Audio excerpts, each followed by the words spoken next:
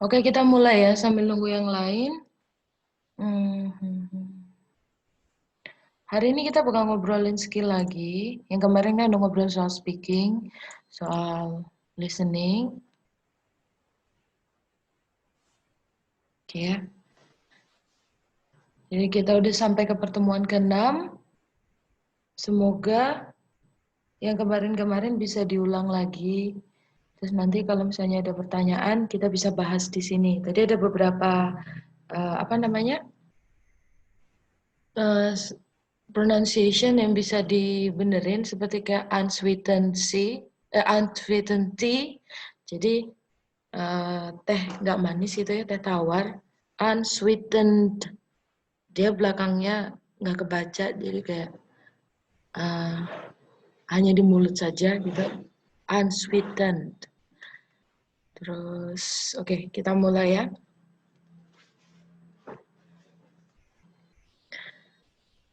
Di sini siapa yang suka baca? Novel, komik, tapi dalam bahasa Inggris? Oh iya, William suka. Terus siapa lagi nih? Kan nggak semua nyalain kamera nih.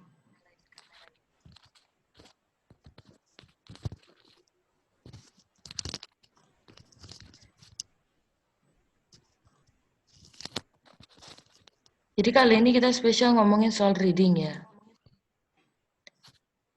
Oke, suka baca juga. Biasanya suka baca apa sih? Novel, komik. Oh, novel, komik.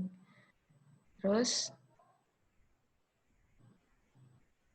Lee Chiang Liung suka baca apa? Kebanyakan komik sama cerita, Miss. Oke. Jadi sekarang reading ini kadang-kala kan apa namanya? Kita bisa lihat reading itu kan material yang kita bisa ulang-ulang, kita bisa pelajari detail gitu kan ya. Dan rupanya itu sangat penting untuk belajar bahasa Inggris atau bahasa apapun gitu ya. Atau belajar sesuatu. Jadi saya pengen ngasih beberapa tips dan trik untuk bisa belajar melalui bahasa Inggris. Suka baca artikel bahasa Inggris. Oke, tentang idola saya. Gak apa-apa, itu bagian dari belajar. Kalau mau belajar bisa materialnya macam-macam biar nggak bosan. Oke. Sekarang ini. Jadi, bagaimana caranya untuk membaca dengan baik? Maksudnya dengan baik itu apa? Dengan baik itu adalah kalian dapat informasinya, kalian bisa ceritain ke orang sesuai dengan apa yang dimaksud sama artikel tersebut gitu ya. Lirik lagu oke. Jadi kalau lirik lagu berarti harus bisa ngerti ini kan, kesimpulannya apa gitu kan ya. Jadi membaca bisa meningkatkan pengetahuan vocabulary, bahkan bisa untuk membantu grammar. Secara tanpa sadar kita bisa ngerti grammar yang bagus, kita bisa mengerti apa yang harus digunakan saat ini dan saat itu gitu ya. Jadi yang pertama ketika kalian disuguhi sebuah artikel, sebuah tulisan, novel, komik, lirik, yang pertama harus kalian tahu adalah konteksnya itu mereka lagi ngomongin apa. Biasanya terdapat di judul. Biasanya tersirat dari siapa yang ngomong. Atau kita bisa baca sinopsisnya, pendek banget gitu ya. Tentang mitologi, oh bagus nih. Itu tentang dewa-dewa ya dari seluruh dunia. Itu syarat untuk, wah itu kalau misalnya bisa dalam bahasa Inggrisnya bisa belajar bahasa Inggris banyak banget itu. Nah, ketika kita sudah tahu konteksnya seperti apa, akan sangat mudah untuk mengira-ngira bacaan itu tentang apa gitu. Kita harus tahu siapa yang ngomong atau siapa yang nulis, kepada siapa, dan konteksnya apa. Itu sudah sangat membantu gitu ya. Terus habis itu ada namanya skim, scan, read. Jadi kalau misalnya kita lagi keburu-buru atau lagi pas ujian atau lagi pas disuruh membaca sesuatu secara cepat dalam bahasa Inggris, kita nggak langsung reading gitu ya, kita nggak langsung detail baca dan itu butuh sekitar 10-20 menit untuk satu artikel. Yang pertama dilakukan itu bisa skimming atau scanning. Nanti saya tunjukin bedanya apa. Baru habis itu dibaca ulang ketika ada waktu gitu. Nah, yang pertama skimming. Skimming itu adalah kayak baca cepat gitu. Baca cepat sebelum membaca beneran. Itu biasanya bisa untuk review makanan, review film, atau review apa gitu ya. Dan itu dalam skimming kita bisa langsung nemuin beberapa keyword untuk membentuk sebuah ide khusus, ide gedenya. Apa sih maksudnya tulisan ini gitu. Dan itu kan panjang biasanya. Jadi nggak bisa baca lama-lama. Intinya skimming itu langsung mencari highlightnya, dibaca cepat. Gitu. Biasanya skimming bisa buat koran, bisa buat resep, tapi resep habis itu dibaca lagi untuk dilakukan lagi gitu kan ya. Tapi skimming itu bisa digunakan. Terus untuk scanning, dia lebih detail daripada skimming. Dia bisanya untuk mencari fakta-fakta khusus dalam sebuah artikel. Jadi biasanya untuk hal-hal yang kayak penelitian, yang kayak report, itu bacanya kan sebenarnya berat. Kalau dibaca semua langsung tuh berat. Itu di scanning dulu. Data-datanya semua itu di kayak apa ya? Kalau ada radar itu langsung wut gitu ya, untuk mencari fakta-fakta khusus, untuk keywordnya juga dicari apa gitu. Nah, habis itu dari situ biasanya kalau misalnya kalian pernah ikut ujian TOEFL, nah di situ contoh yang sangat menarik untuk bisa mempraktekkan scanning. Jadi biasanya mereka di sebuah paragraf mereka akan tanya di paragraf sekian ada tulisan they, mereka. They ini ngomongin siapa sih gitu. Nah, daripada membaca semuanya berat gitu, kita langsung lihat paragraf sekian dan kita melihat tulisan they, misalnya they-nya tuh ada 3. Kita langsung lihat, oh sama nggak? Oh ya sama, berarti jawabannya ada ini. Jadi bukan membaca semua, baru baca soalnya, tapi lebih ke baca soalnya, lalu men-scanning jawabannya melalui ya metode scanning tersebut di paragraf itu. Nanti kalau misalnya kalian berkesempatan ngalamin ujian berupa TOEFL, mungkin bisa mempraktekkan itu gitu ya. Oke. Kalau ada pertanyaan bisa langsung langsung di chatting ya. Oke. Nah, ketika kita kan enggak langsung membaca semuanya, kita kan enggak langsung 3 paragraf itu kita baca semuanya. Nanti kita praktekin bareng. Jadi pelan-pelan ketika kamu membaca introduction, kayak misalnya pembuka gitu kan, dan terus kita memberikan konklusi kepada sebuah paragraf gitu. Itu slow down. Terus habis itu ketika mencari kalimat topiknya gitu. Jadi ini lagi ngomongin apa sih? Kita udah tahu konteksnya, udah ketemu keywords-nya, udah ketemu oh ini menggunakan vocabulary ini. Wah ini tentang masakan nih. Tapi tentang masakan yang apa gitu. Nah itu biasanya ada topik sentence yang bisa menjelaskan. Oh dia lagi ngomongin soal membuat soto gitu. Terus cari misalnya ketemu sama kata-kata yang asing. Kata-kata yang nggak pernah diketahuin gitu kan. Nah itu harusnya dicatat, terus dicari jawabannya, baru ntar pas reading kalian sudah dapat kata-kata tersebut. Habis itu slow down ketika materinya itu sangat complicated, sangat susah, itu skimmingnya bisa diperlambat. Nanti kita coba bareng-bareng. Oke, sekarang kita masuk ke scanning ya. Jadi skimming tadi, nah ini scanning. Jadi kalau kayak tadi saya bilang ya, kalau misalnya pas lagi ada tugas, pas lagi ada ujian, kita butuh cepet banget 40 menit untuk menjawab 10 soal reading. Nah, kita nggak bisa baca semua, terus kita cari kata-katanya satu persatu gitu kan. Nah, yang pertama dilakukan adalah membaca pertanyaannya dulu, baru ke um, ke soalnya gitu kan. Nah, itu jadi know what you are looking for. Jadi selama saya ngomong bahasa Inggris ini Diikutin aja nggak apa-apa. Jadi kalian tahu bagaimana pengucapannya gitu ya. Know, kayaknya nggak kedengeran. Know what you are looking for. You're looking for. You are gitu ya. Decide on a few keywords or phrases. Ini agak susah bacanya. Phrases. Phrases, search them if you will. You will be a flesh and blood search engine. Wah, ini ada idiom baru. Ini sekalian saya ngajarin bagaimana caranya menemukan artikel dan nemuin kosakata baru, terus langsung kita cari gitu kan. You will be a flesh and blood search engine. Nah, ini artinya apa? Ketahuilah apa yang kamu cari. Biasanya baca soalnya dulu, baca apa yang harus dicari dulu gitu. Putuskan beberapa keywords, kata kunci, atau phrases search term. Jadi ada term yang berupa frasa gitu ya, apa yang mau dicari. Jika kamu menginginkan, if you will. You will be a flesh and blood search engine. Artinya flesh and blood itu kayak langsung natural aja gitu, mendarah daging.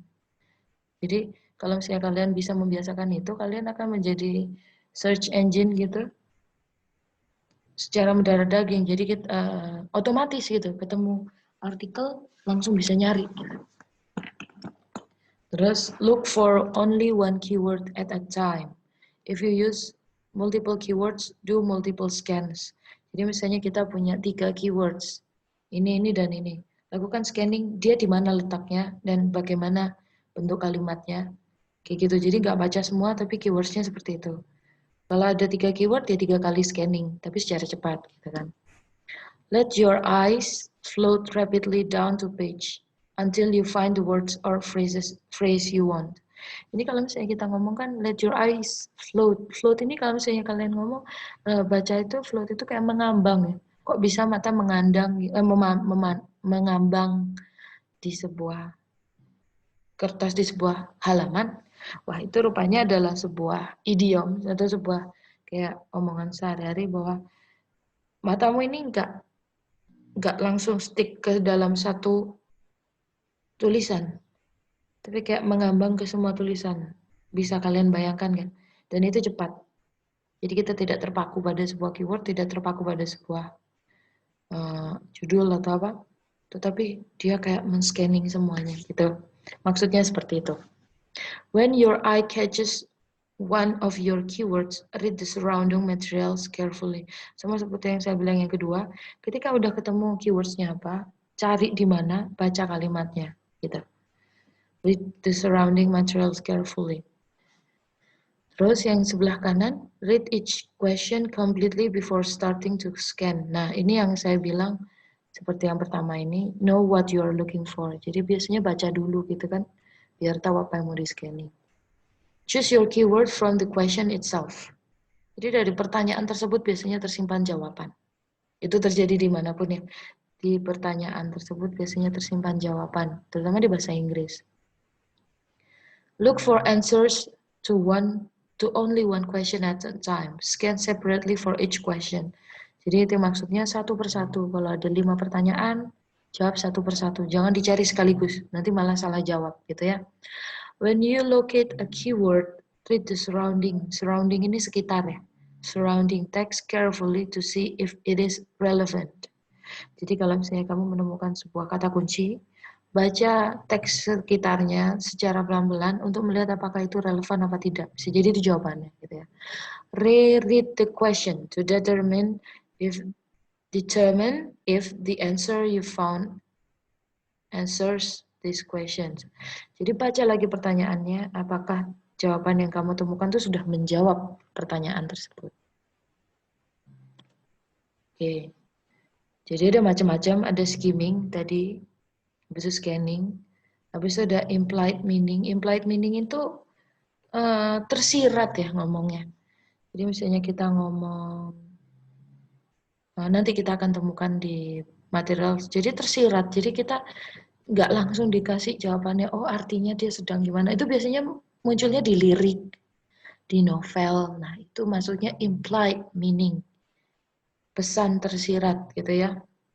Habis itu inference, reading between the lines. Reading between the lines itu adalah membaca situasi ya, membaca itu ini idioms ya, reading between the lines. Jadi can you read between the lines what I said? Jadi ngomong sesuatu tapi seakan-akan tidak ngomong itu, tapi mengarahnya ke situ. Terus critical reading ini biasanya buat penelitian-penelitian kayak gitu-gitu. Terus ada extensive dan intensive reading. Jadi kita coba lihat.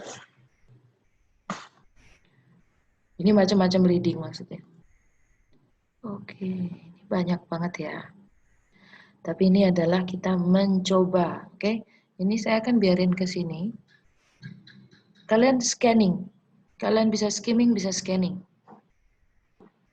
Nanti akan saya tanya kalian dapat apa.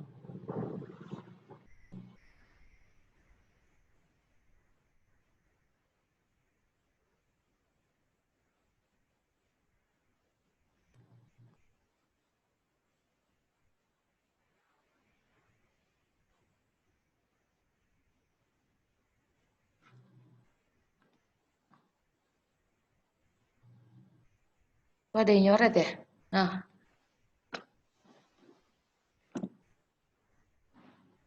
coba kalian baca dulu.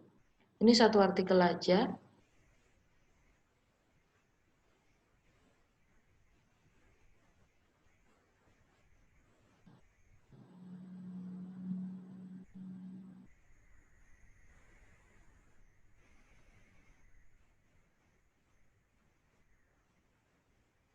Itu di paragraf pertama harusnya kalian sudah bisa nemu topiknya apa.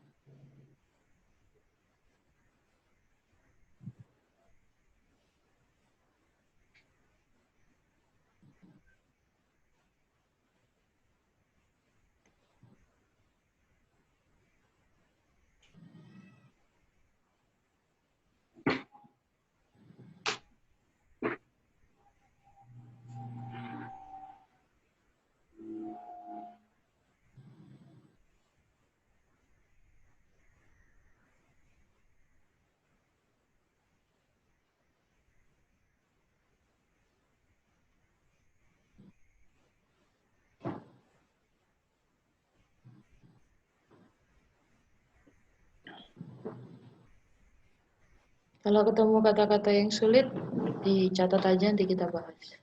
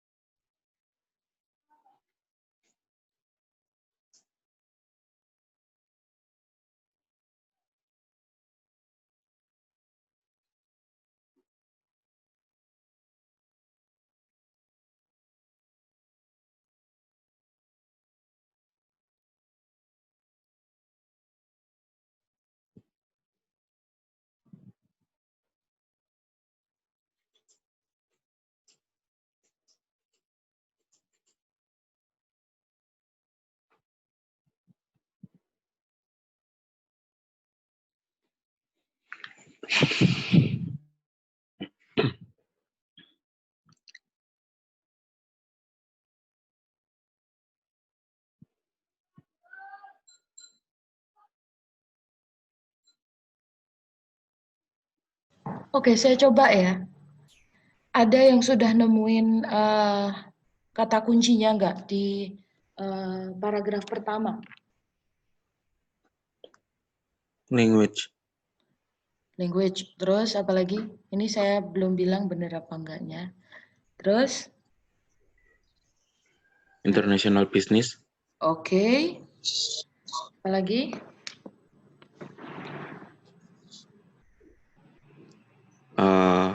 Working culture. Working culture. Oke. Satu lagi?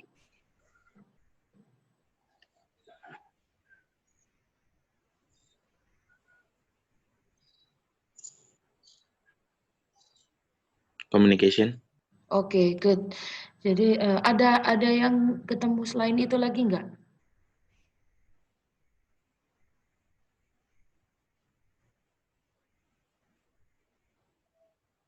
Business etiquette. Oke, bisnis etiquette.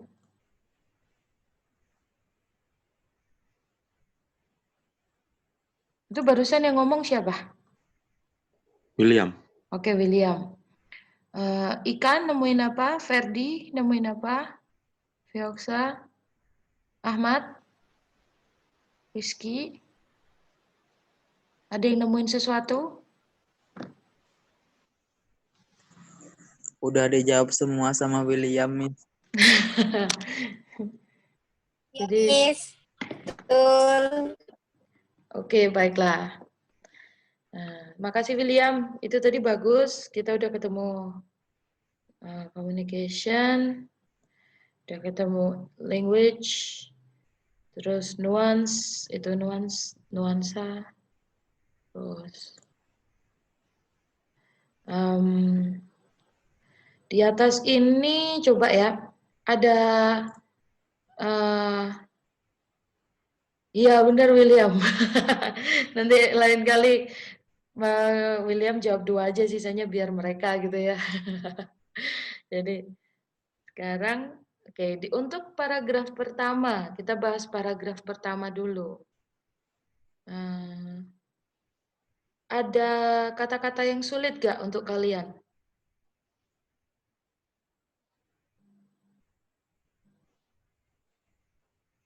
Buat Ika, ada nggak? Paragraf pertama dulu, ada nggak kata-kata yang sulit?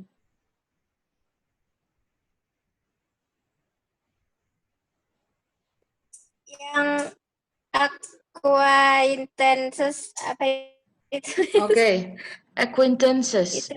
Acquaintances. Ya, acquaintances. Itu kalian bisa langsung ngecek. Wah ini nyarinya. Kalian bisa langsung sekalian buka ini ya. Di Google, acquaintances adalah orang yang sudah berpengalaman. Atau ini ada 2 hal. Orang yang sudah berpengalaman terhadap sesuatu, atau seseorang yang dikenal tapi nggak deket banget. Nah, karena kita ngelihat seperti ini, wah kayaknya ngomongnya business acquaintances. Kayaknya lebih ke yang kedua. Berarti kayak kolega kerja. Kolega kerja yang tidak terlalu dekat tapi misalnya kerja bareng atau bisnis bareng gitu kan. Terus habis itu acquaintances, oke, acquaintances. Itu kalau banyak. Acquaintance, oke? Acquaintance. Acquaintance. Ini habis nih. Ini aja, saya kasih, kalian screenshot dulu. Nanti akan ada beberapa pertanyaan yang sesuai dengan yang seperti ini. Kita akan bahas 10 menit lagi setelah istirahat. Terutama bawah-bawahnya akan saya tanyain nanti kalimat yang sulit. Terus nanti kita akan coba melatih paling enggak 2 paragraf dua teks supaya bisa dibahas. Jadi kalian habis meeting ini, harapan saya ketika ketemu sebuah material, sebuah tulisan dalam bahasa Inggris, kalian bisa tahu itu artinya apa. Oke? Screenshot dulu. Kecil-kecil tulisannya, Oke. Miss. Oke, saya kirim ya. Habis ini saya kirim. Dimiringin bisa. Di rotate ya. Oh iya, oke. Ya.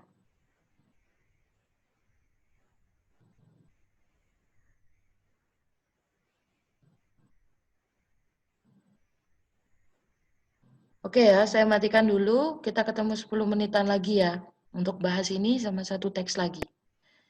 Oke. Siap, Miss.